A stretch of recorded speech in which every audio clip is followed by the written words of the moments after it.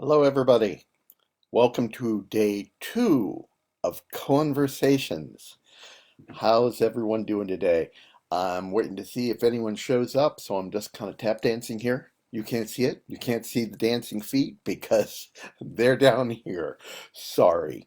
But trust me, I am dancing, waiting for those of you to join me and see how this goes. So, hey Lee, welcome. See, you were right on time. Good work. I'm waiting for a few other people to show up, hopefully. And looks like someone else is here. I don't know who, and there's no way of knowing. Wow, that's so weird. Who else is here? Anyway, day 2 of Conversations. And for the second day in a row, thank you, Mr. Hayes, for providing the question is going to prompt this discussion. Um, Lee asked, I don't know if this shows up in my messages or not, but he asked, how can I better deal with people who are in the same cast type at auditions who are going for the same role as me? Now, as you know, I'm trying to widen this out to not just appeal to theater folk. So this could also be about um, seeing people waiting in an office, going for a job interview. Um, it all has to do with thinking of yourself as competing with other people. You're not competing with other people. You're never competing with other people. It just doesn't work that way. Um, if you look at it as competing with other people, you are taking your concentration away from the main point, which is look at yourself. Um, Once again, I have said this over and over and over again when talking about auditions. It goes the same once again for um, job interviews, for first dates, for anything like that. You have no control. You have absolutely no control. You can be brilliant, and one thing or another is going to keep you from getting the part or getting the job. The fact is, when you are going to be cast in a play or going to be hired for a job, the numbers are against you. Many more times than not, way not getting what you want. All right? So that's what you need to go in realizing. You're not going you're not going to get the job. You might surprise yourself, and good for you when that happens. But if you go in realizing that you may not, all you can really do is show yourself to the best ability you have. That's it. That is the end. And numbers come back because at that point you are, as Lee said, not pretty enough. You are too pretty. You are the wrong type. um, Someone else reads a word in a way that strikes the director as, wow, they really have understanding. It may or may not be right. There's no controlling it, so you can't worry about it. Um, on Lee's question, my wife Kaisa said, what is the first thing that you should think about when you find out you haven't been cast or called back for a part? What is the healthy thing to think about when you find that out? And my response is, by that point, you should have moved on. You shouldn't wait to if you've gotten cast or if you have gotten called back. Because once you have gone in for the initial audition, once you have gone in for the interview, and you've done the best you can possibly do, and that's totally on you, you leave, you think, I've done what I can, and then you move on. And she followed up with, but what if you really have always needed to play? There's no such thing. There's no such thing as a part you need to play. It is a really, really important thing to remember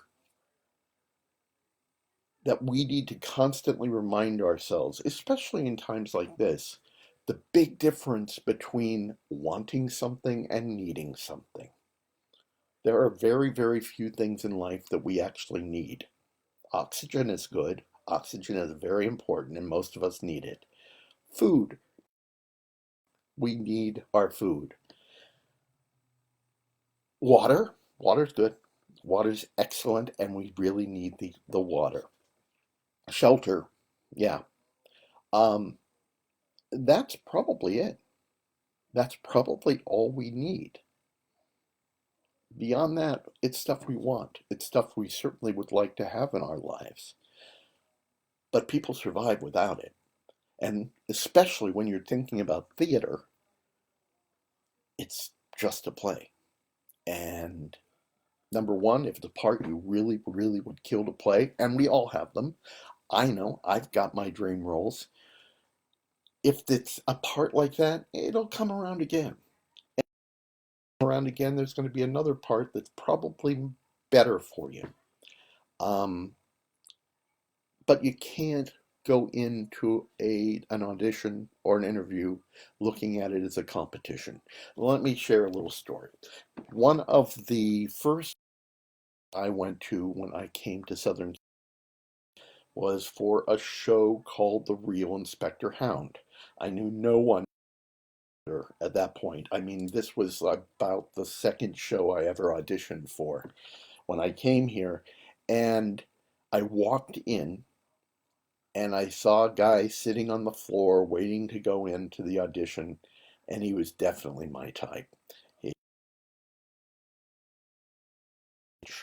um, I could see that he knew everyone there. He was chatting with people. It turns out I found out he knew the director. The director was one of his best friends. And I went through this too. I started thinking, oh, well, why am I even here? There's no way that we're going to be cast. And we look enough like each other. Even if there were two parts that I could be cast in, the two of us are never going to be cast in the same play because we just look too much alike.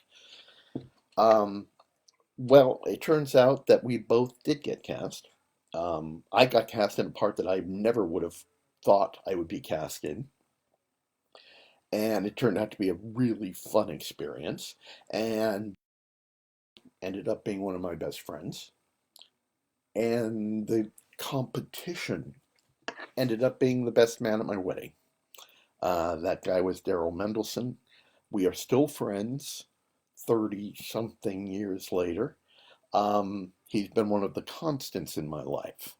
So, we're freezing again, Toddy. Oh, no, I hate this thing. Anyway, um,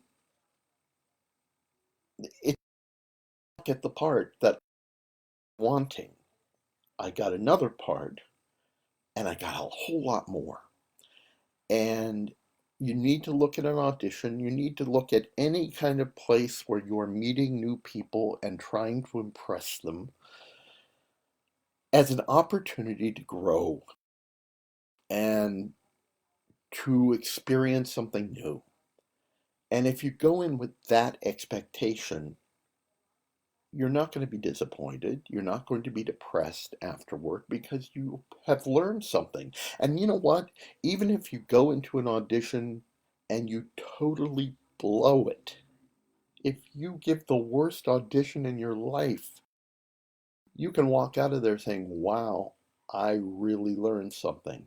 Maybe you weren't prepared enough. Maybe you were too nervous.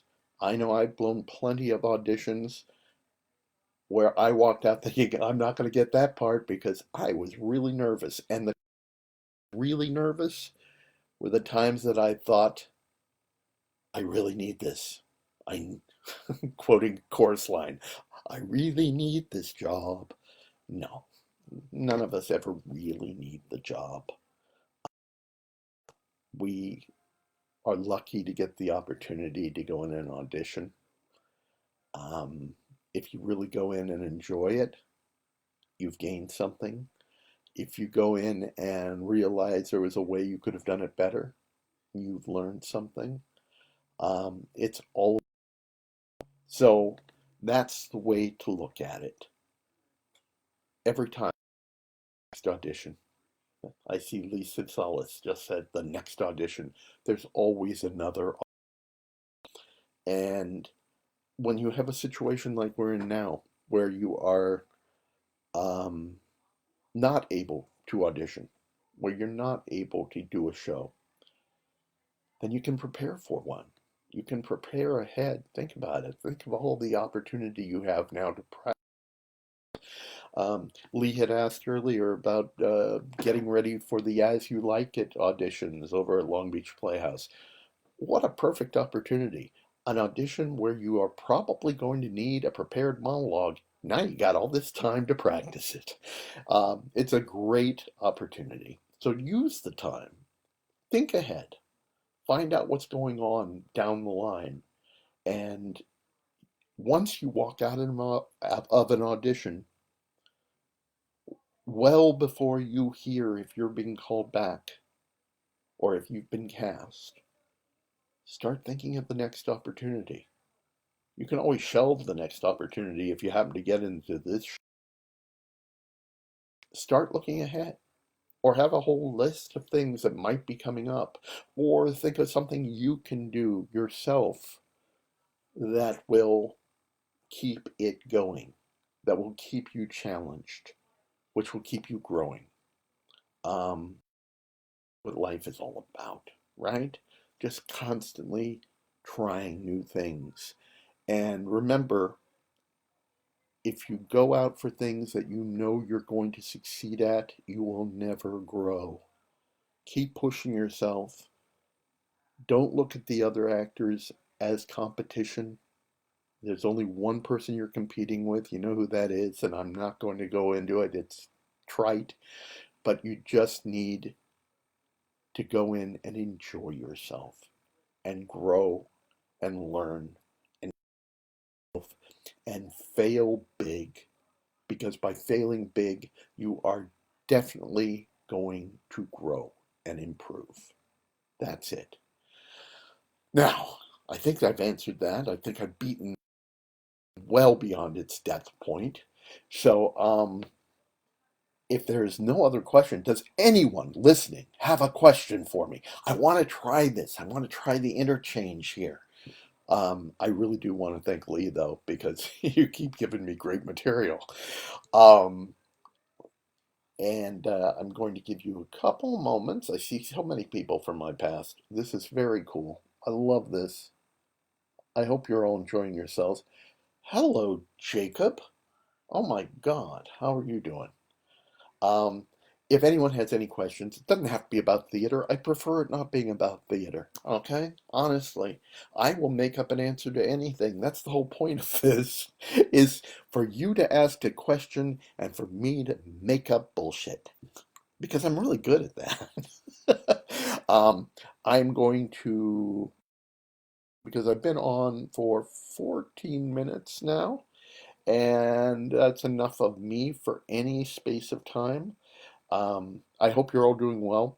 I am trying to figure out if this is actually going to be a daily thing or semi-weekly, that kind of thing. Every few days. Um, you a little Cohen is good. A lot of Cohen, kind of overdosing. So if you are enjoying this, please let me know. And I will certainly do this as many times. I got a couple of thumbs up. That's very nice. Thank you very much.